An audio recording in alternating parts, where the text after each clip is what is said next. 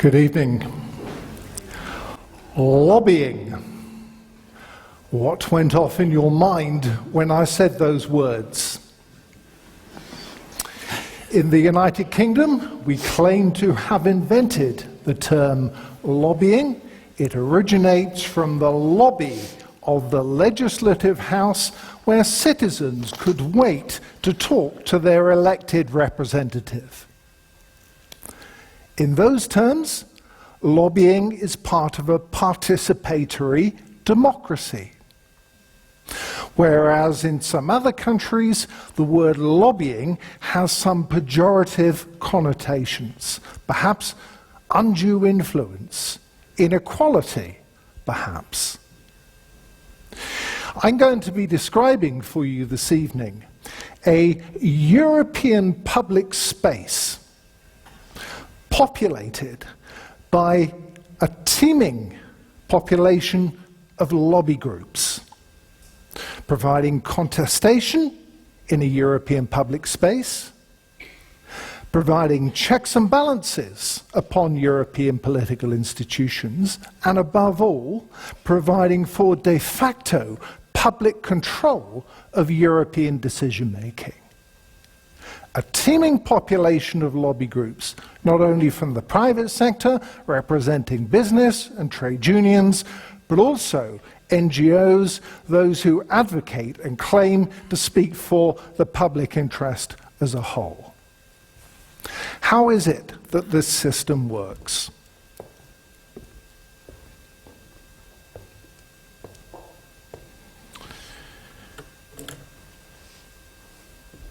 The European Union is similar to a number of other international organizations in the things that it needs. It doesn't enjoy the same relationship with citizens that a national government would. There is, after all, no government at all in the European Union. There are no elections which change a government, there are no mass political parties, there are no mechanisms to bring politics to the people. You don't have a common language, you don't have a common media, you don't have mass political parties. How is it then that international organizations can establish some sort of relationship with the citizenry? Well, international organizations have a number of needs. Very often they deal with very technical subjects. Regulating the banks involves a lot of technical information, and they need to make sure that they have a plurality of information, not just from one source. Lots of technical information, a good supply of technical information, and they can check one version off against another. They need political information. The European Commission needs to know whether its legislative proposals are likely to pass through the Council of Ministers. So lobby groups can ring the warning bell for it of potential trouble ahead in the Council of Ministers, perhaps leading it to the conclusion of the need to abandon its legislative intent because the signals tell it there isn't the political support for it in the Council of Ministers. Of course, all governing systems need legitimacy and public approval in order to govern. Where does the European Union's come from? Well, less than half of all citizens show up in European Parliament elections. So, can it supplement the approval which citizens provide through European Parliament elections? Remember, just one of the three main decision-making institutions of the EU, with some other mechanism, a more participatory mechanism of participation in between election times. And so far, we've been thinking about lobby groups participating in the formulation of European public policy as a potential avenue of a participatory democracy at EU level. But it can also work the other way around. Not only do lobby groups lobby the European political institutions, but actually the European political institutions need to lobby lobby groups to achieve their legislative goals.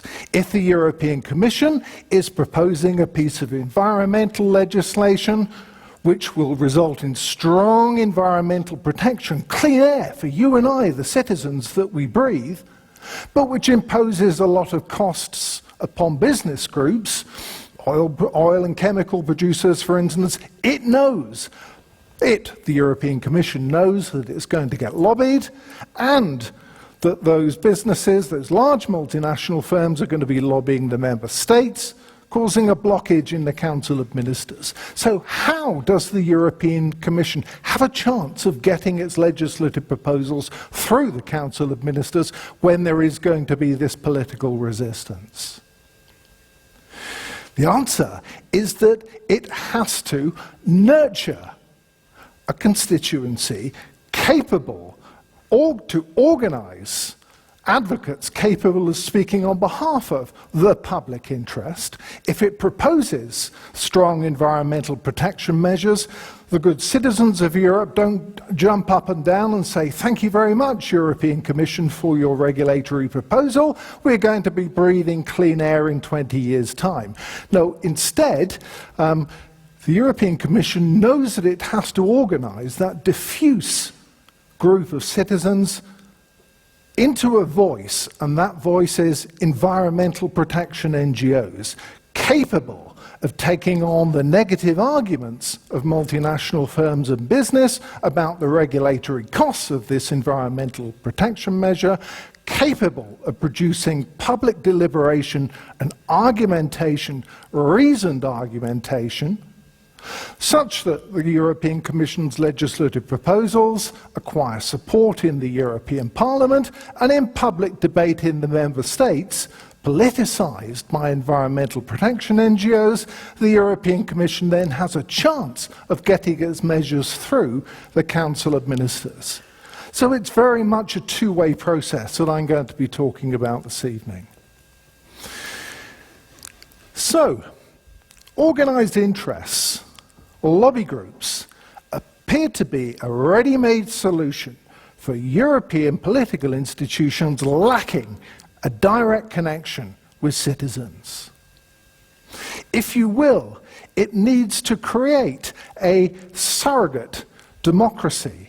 If citizens aren't active, let's have a teeming population of lobby groups, each speaking for a lot of different causes, having a public debate, having public contestation, and as long as every voice is heard, after the debate, it's the job of the European institutions to mediate between the different arguments. If you will, it is a kind of simulated democracy that the EU institutions have tried to create at EU level through this teeming population of lobby groups.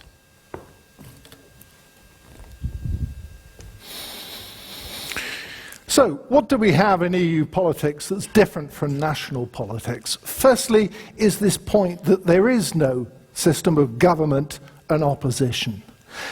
Rather, we have a political system which is orientated towards consensus. We have three political institutions desperately trying to find the common ground for legislation.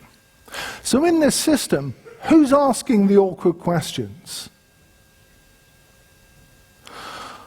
There is no adversarial party politics system in a consensually orientated political system. So, can we have lobby groups, NGOs and the like, asking some of these awkward, difficult questions of political institutions in a consensus-orientated system?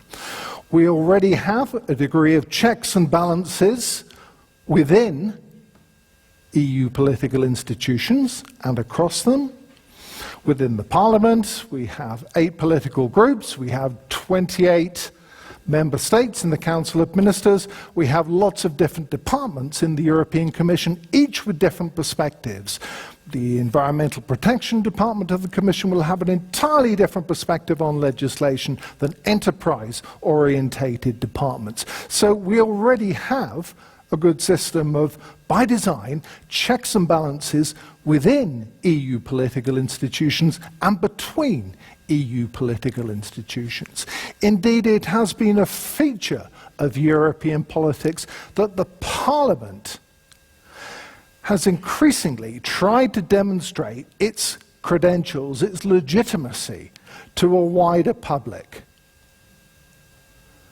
Because less than half of all citizens show up in European Parliament elections, the European Parliament is always looking to take up strong public positions where there is strong public sentiment on individual issues. Then the Parliament wants to position itself as the people's champion. That is, we say that where issues are of high saliency, of high public debate, then the Parliament is always looking to position itself as champion of the public interest.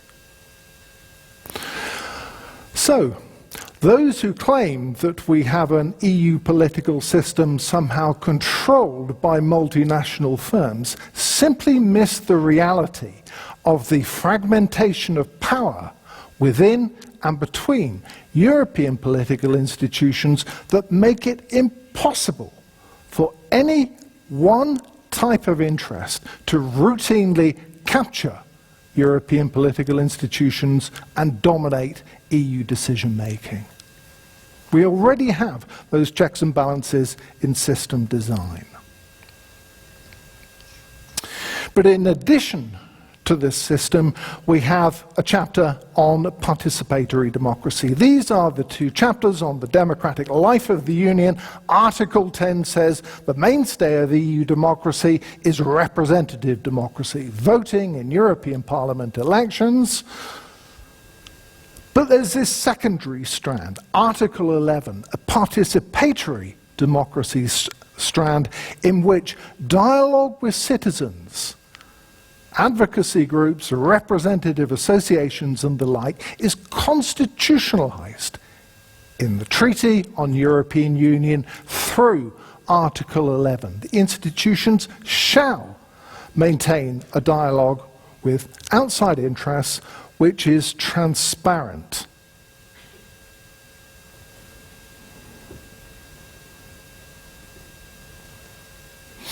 So what I'm describing is a liberal democracy in which there is this teeming population of lobby groups who act as mutual watchdogs upon each other. If you will, they are populating this European public space with a kind of marketplace of ideas. And may the best idea win, may the best argument win.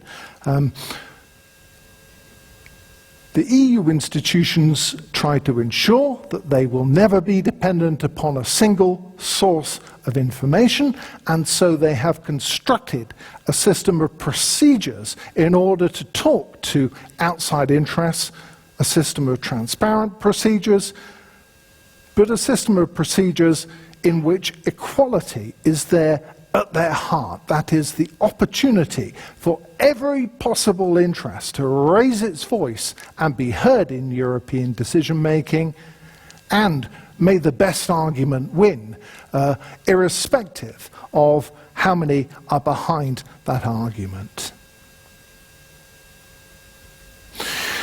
So, in order to achieve this marketplace of ideas, you need an underlying framework of regulation. Just as free markets themselves require regulation to ensure the integrity of competition in markets, so in a marketplace of ideas between different kinds of organized interests, you need an underlying system of rules to maintain the integrity of competition and contestation. How is that achieved?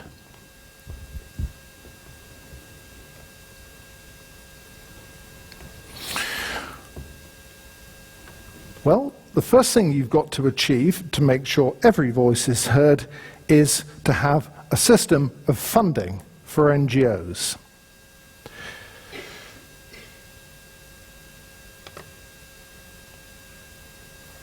So if we hit this hyperlink, it will take you to something called a financial transparency search engine. That is, everybody can see who is a recipient from the EU budget. So if I were to type in here, Friends of the Earth Europe, and ask how much they received from EU political institutions in the year 2014, I would find that that organisation received over 6 million euros from the EU political institutions for various projects. So you might ask yourself, if this organisation receives so much money from EU political institutions, is it simply saying the things that EU political institutions want to hear? That is it compromising its independence? Well, I invite you to go onto the website of Friends of the Earth Europe and look at the public criticism of EU institutions which you will find there. It's full of all sorts of criticisms of the policy drift, for instance, with TTIP, the transatlantic trade agreement with North America, and all sorts of other things where it believes that the European institutions are falling short of environmental protection measures. It knows that its job is to be an unofficial opposition in a political system that doesn't have one. So, I also invite you to put into your search engine, Mr. Barroso, you kill the European dream. Who said those words?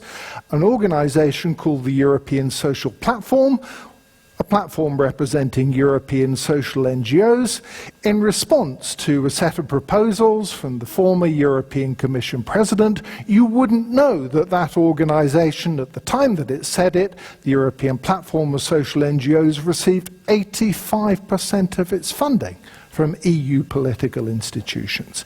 The NGOs themselves would see funding as a source of independence, much in the way that state funding of political parties represents independence for them, making sure that they don't have to go to outside sources which might otherwise compromise their independence.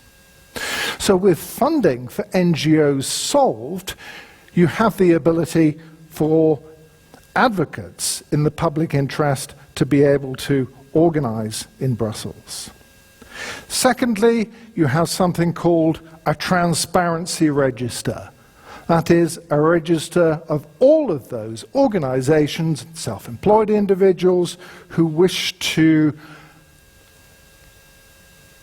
try to influence the public policy of the EU institutions. So this is coming on to something called the Transparency Register. When I looked this morning, there were over 8,000 organizations which had signed themselves up. And in the Transparency Register, organizations will tell the world about themselves, and they will declare how much money they are spending on lobbying EU institutions and what their sources of income are. So here you can see the different categories of lobbies.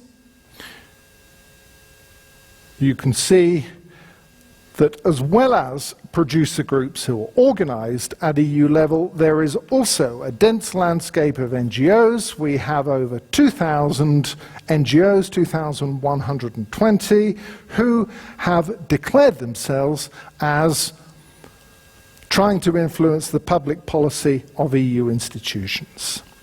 So, we have a lot of organizations there.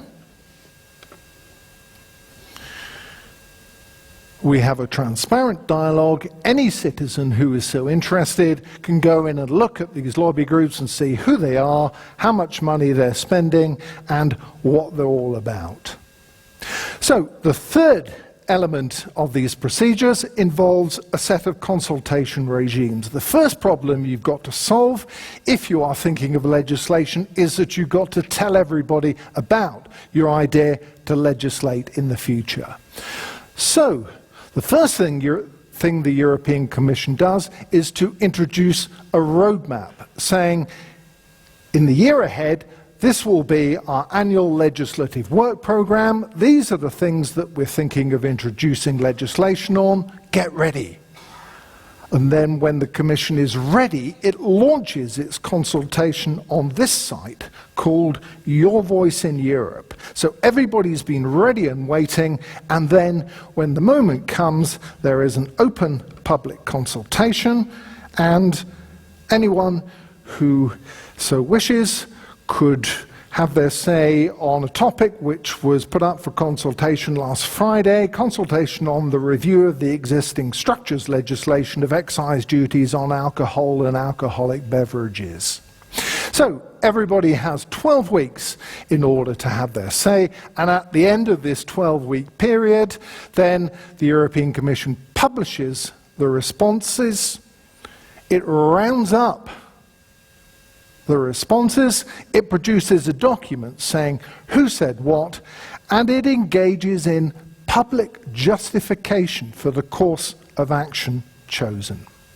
So, public reasoning, public transparent reasoning. Now, very often the Commission will follow up its consultations on the Your Voice in Europe website with a policy forum, a specialist group. It'll trawl through the consultations, perhaps several hundred or several thousand responses to a consultation exercise received, and it will try to make sure that different views are reflected in the players that it chooses to have an intensive debate in a room. It will invite anybody with anything interesting to say about the subject into a room, make sure that all sides of the argument are represented, and simply watch, observe, as the protagonists sit around the room and have an open debate in which each subjects each other's arguments to merciless scrutiny so that the best argument wins at the end.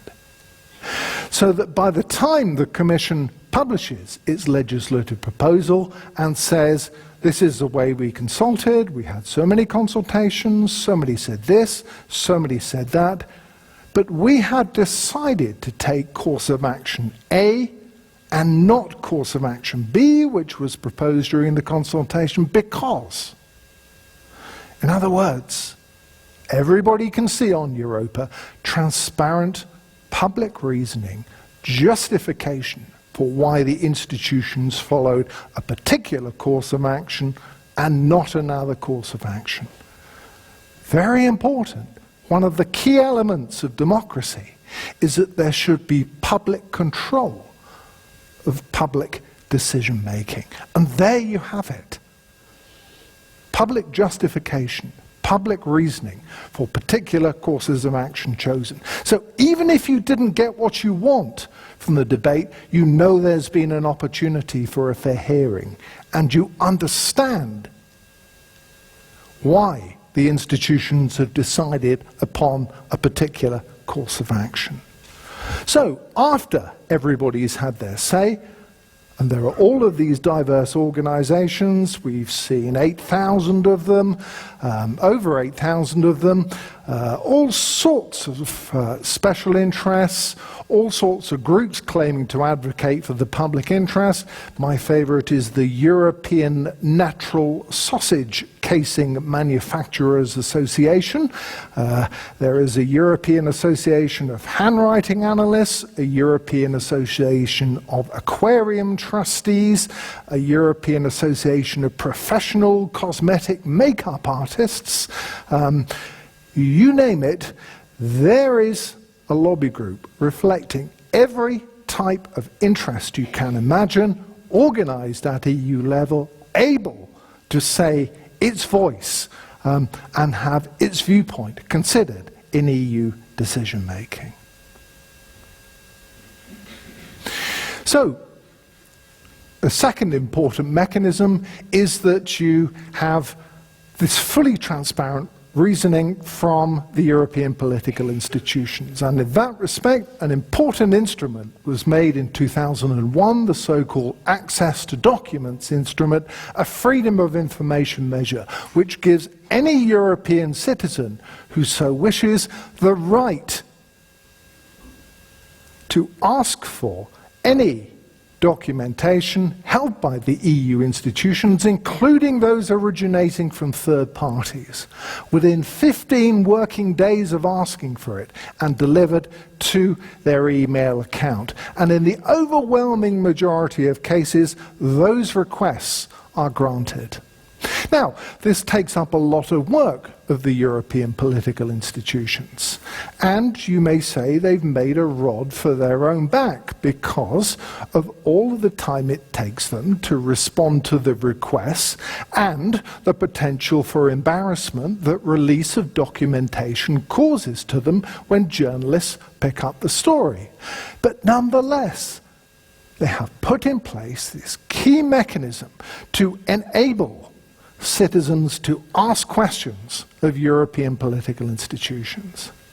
Now, I am not saying that the good citizens of Girona or anywhere else you can imagine in the EU are simply spending their Monday afternoons trawling around Europa for documents that they might the existence of documents that they might put in an access for documents request to the European Commission. But you can be sure that there are professionalized lobby groups who are spending their Monday afternoons searching around for correspondence written between the European Commission President and the nuclear lobby, for instance, and if it acquires such documentation and it sees something wrong, it can put the documents on its website, an NGO, and ask questions of European political institutions, and they do so vigorously. And where someone is denied an opportunity to acquire that documentation, you have the opportunity to go to the Ombudsman, and the Ombudsman's office has been assertive in joining together with NGOs, you can see it from their annual reports, in expanding the scope of this freedom of information regime, and so have rulings from the European Court of Justice. If you will, NGOs make common cause with the Ombudsman to expand this freedom of information regime. So, I've just been through the various procedures which structure the dialogue between European political institutions and lobby groups. But, let's accept it, these are elites operating at European level. I heard our chair in his introductory remarks talk about a Brussels bubble, a dialogue between European political institutions and these expert and specialized lobby groups based in Brussels. But does that conversation go any further? Does it go out of Brussels? Or is it a specialized, expert, technical, inward-looking conversation? Is it a simulated democracy between these lobby groups and European political institutions? Or does it go further and involve the citizen? Well, the good news, of course, is that since the Lisbon Treaty, we have had a mechanism to bring politics out of Brussels, and it's called the European Citizens' Initiative, a measure in which it is possible for 1 million citizens, drawn from 1/4 of EU member states, to ask the European Commission to bring forward legislation on a topic that is of concern to them. So, in the process of trying to acquire 1 million signatures within a period of 12 months, campaigners probably have to have 5 million conversations. The experts say that in order to persuade one person to sign up to a citizens' initiative, you have to have about 5 conversations. So, the citizens' committees who run these citizens' initiatives will be engaging in public campaigning, public support for what it is that they're asking for. Now, if your criteria is how many citizens' initiatives actually reach the statute book in legislation, then you will always be disappointed. In Spain, I understand, something like 1 in 70 citizens' initiatives have reached the statute book. But what citizens' initiatives do is to pluralize the political agenda. They introduce subjects into the policy agenda that political institutions don't normally talk about.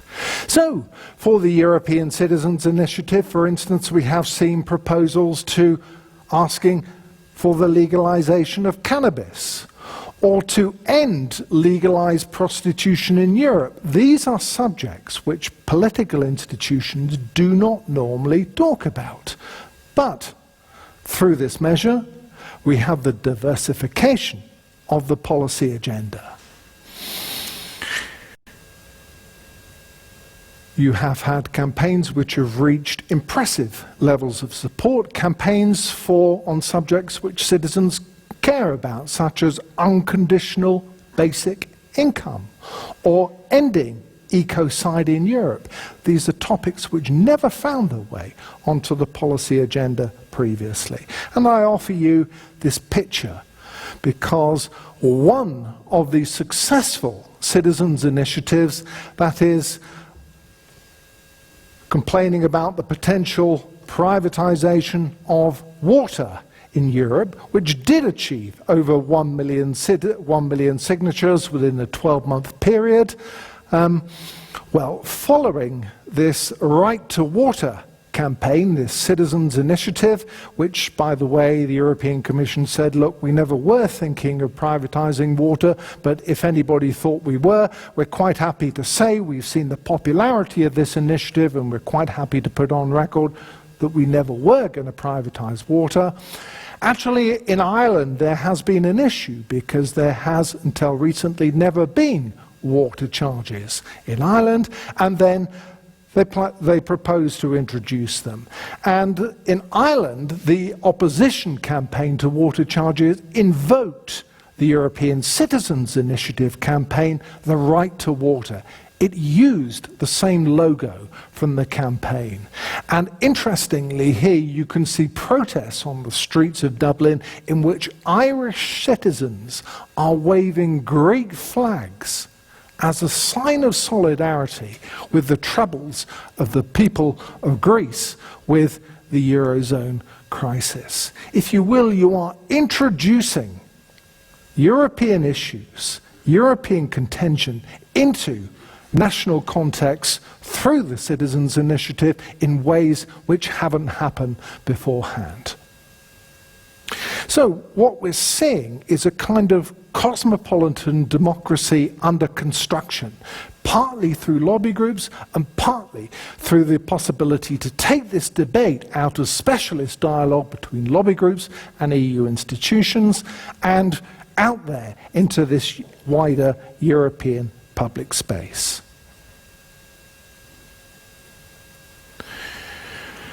My final remarks are to go back to a theme I mentioned earlier on, which is to say that simply because business may have the most number of lobbyists operating in Brussels, please don't make the mistake of confusing numbers of lobbyists with influence, because actually that landscape of business lobbyists in Brussels may mask a landscape of competition between different business groups which are affected by regulatory proposals in different ways.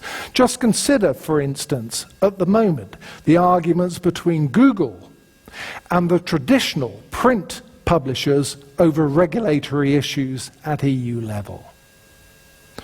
Consider debates about whether companies such as Microsoft should be able to patent software, and then consider the companies that are using open source software as part of their products, and you have a battle between different sectors of business, and collective action between business becomes impossible, where regulation divides an entire industry by its technical content. Sometimes that happens at the level of an individual firm. IBM, for instance, works on both. One product division works on proprietary software and one product division works on open source software. Now, how is it that a single company like IBM can come to a common position on a regulatory issue when it is internally compromised. And that debate within a multinational firm happens at the level of entire industry sectors.